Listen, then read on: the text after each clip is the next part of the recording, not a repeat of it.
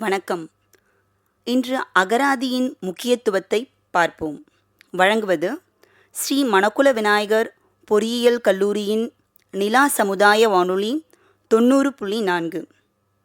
தற்காலத்தில் மாணவர்கள் அகராதியை உபயோகிப்பது அறவே நின்றுவிட்டது. இக்காலத்தில் பெரும்பாலான பெற்றோரும் ஆசிரியர்களும் மாணவர்களுக்கு அகராதி உபயோகிப்பதையும் அதன் முக்கியத்துவத்தையும் சொல்லித் தருவது இல்லை.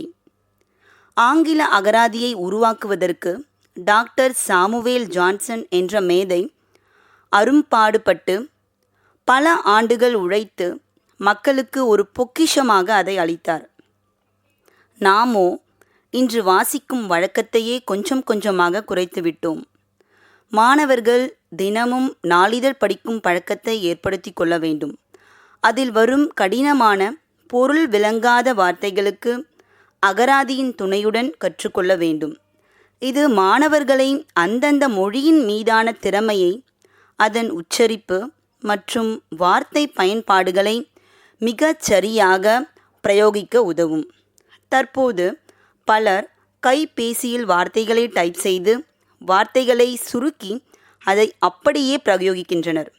உதாரணத்திற்கு, பிஃபோர் என்பதற்கு B4 என்றும், டுமாரோ என்பதற்கு கணித எண் 2 பயன்படுத்தி மாரோ என்றும் வார்த்தையை சுருக்கி உபயோகிக்கின்றனர். இவ்வாறான எழுத்து தள்ளுபடி தேவையா?